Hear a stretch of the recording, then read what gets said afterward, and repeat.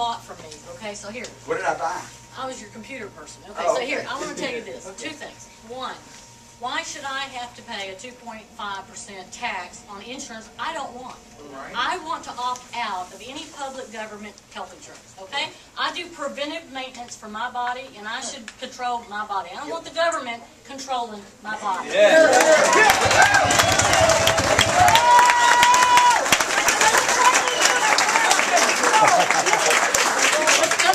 What's going to happen with the health thing if this goes through? And I'm going to tell you. My husband works at a company, and they do have insurance available, okay, which we don't elect to have. But if we do, what's going to happen is every person that does have an employee that can be outsourced as an outside contractor, they're going to eliminate those 30 salespeople, going to only keep the accounting department, the inventory department, and people they need to have in the shipping department, and the rest is going to be laid off and said, okay, if you want your job back, you're going to be a contractor. You do your own control. Okay, let me answer the question. Then they're going to be some. Okay. Well, first of all, and it'll be better we have contracting out right now that's amazing. You know, not just within our own community, but literally the China. If you're a computer person, you understand that. I don't have employees. Although some of those are coming back now, I understand, which is great because in our district we have lots of call centers, and instead of calling India, I'd rather them call down the street with our constituents. But you know, under this bill. You know, you have the right under current law not to have insurance. But under this bill, it's both an employer and an employee mandate.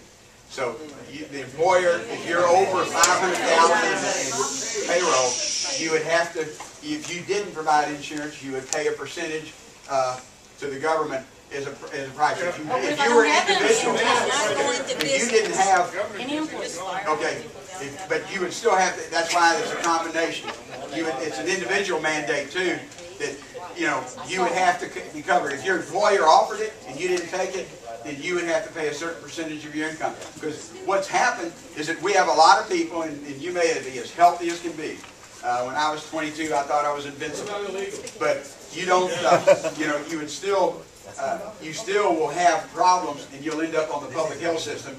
And you will end up in an emergency room. Go to any emergency room, whether it's not just in I want to pay that bill myself. Yeah. I want to pay that bill myself. I want to be able to private pay. Don't have that money. Let me, okay, but that's what this bill will do. And the reason it's there, okay, you have your right to have the opinion. You support that? You support that? She elected you. Why should I pay for everybody else? Opinion is yours. I know, and I told you that last night. Okay, no, I'm an American congressman. Okay, you can go talk to your member of Congress. I have and I will. Okay, that's good. 25 to 1. You're congressman. No. 25 to 1. Your constituents called in and said they didn't want this bill or the cap and trade. You voted against them. That's not right. I'm glad somebody from outside our district decides he can do the job. No, tell me I'm wrong. Tell me I'm wrong. 80%. No, I'm not wrong. of the people are in your district. Please stand up. At least most of these people are your district. I am in your district. Yes, go look at the piece of paper outside. You said that there's been some changes to the bill. When are we going to get to see them so that we'll know if those changes are good? Because I am concerned about a couple that I'd like to ask you about if they've not been changed. Sure. And they are, I'm only going to talk about one because there's so many. On page 430, government will decide what level of treatment you will have at the end of your life. Now that's 4 pages. So I want to know, have you taken senior citizen suicide out of the bill? And abortion. Yeah, you'll cover abortion, but you won't cover. Let me get those two issues. For one thing, abortion is not covered. Because if you have elective abortion, it's prohibited, and the reason it's prohibited is no federal money. The Hyde Act's been with us for many years. There will be no federal money spent on elective abortions. And that's in the bill. Well, it was actually put in an amendment Thursday or Friday. But let me answer your first question, though. This bill, you can get to it if you go to our website. We have a link to the original bill. We're going to put the amendments up as soon as we can get them up. You know, the House computer system has to do that. But we will have a link on our site for those amendments. We amended it in our committee for 3 days, and we were in session until 12:30, and like I said, Friday night until 9 o'clock or so. So those amendments will be there. But the amendment was adopted that no public money will be used for abortions. Now, the other thing, though, and you're talking about there's been a lot of, the internet is great, but it's also not necessarily true. No, I got the bill. Oh, I know, but I can read you the bill. This bill talks about, for the first time, a patient, and it's permissive. A patient makes the decision. The government doesn't tell you to go to your doctor and talk to them about end of life. This sets up a procedure where a doctor would be allowed to bill Medicare. If a family or you go in and say, my grandfather or my dad, we think he's terminal, you tell us, what can we do? And they'll talk about a do not resuscitate order. They can talk about a power of attorney. That's in here. And it is permissive. It is not mandatory. I wouldn't vote for the bill if it was mandatory, because I don't believe in assisted suicide. Wait.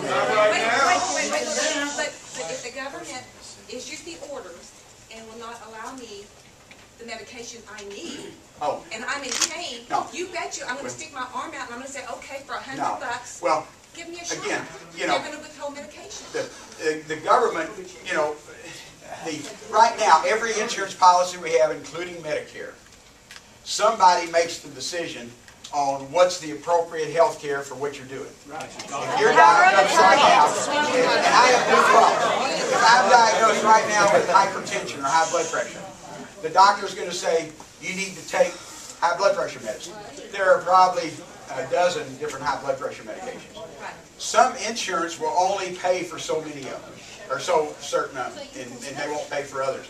And the goal is, I think Blue Cross or Aetna or whoever, they have lots of studies that say this medicine, whether it's whatever on high blood pressure, is most effective. If that doesn't work, here's another couple. But, somebody's making that decision right now. And they're making it for Medicare and our private insurance. So what will happen is if you're in the government plan, it will probably be similar to what happens with Medicare. In fact, the Institute of Medicine is an agency that's made up of physicians. It's not a big one. It's a number of physicians who actually look at outcomes and what's best to treat certain illnesses. And that's done every day now by insurance companies in the private sector, and it's also done by Medicare. So That's what the bill does. The bill stands as is. Well, the bill, yeah. You have not amended it. No, not on that provision. We did amend the part on the in the advanced care planning, because there was an amendment that we adopted on Friday evening that made sure that this was permissive, and the bill, if you read the language, there's nothing in there that says you must do this. It's your call. It's your choice. Unless it's to pay. It's not. I have to admit, how many of you have heard me the last couple nights, or even today? So y'all know, my wife and I have had deaths of both my father in 2006 and her mom 8 days later. Her mom was diagnosed in 1995 with Alzheimer's and went through that. Her mom, before she got so ill, she signed a do not resuscitate. She wanted to do it. It was her choice. And she was real strong about that. My dad didn't. My dad was 91 and a half. He had 91 great years. The last 6 months, the medication wouldn't help his congestive heart problem. The only solution was a heart transplant. In all honesty, we don't give heart transplant to 91-year-olds. And so he passed away from congestive heart failure, because the medication has kept him alive for a good while. But I went through the doctor and my stepmother. They've been married 20 years, and the problems we were having. He actually died naturally. The problem is that the doctor suggested we put a food tube in his stomach, and I've been on the health subcommittee, and I have just enough knowledge to be dangerous. Typically, a food tube for an elderly person does not extend your life. But my brother wanted it, and so we did it. My dad died the next day. But I know my dad, if he would have signed if he wanted to sign a DNR, he would have. That's our choice. That's our choice. It is. Right now, this is your choice. That is not my choice.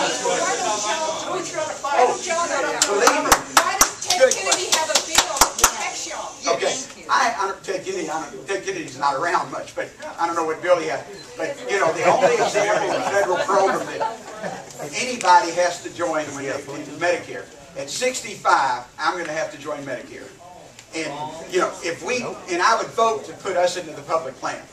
We didn't get a chance to vote on it in our committee. We may vote on the House floor, but I would put us in the public plan.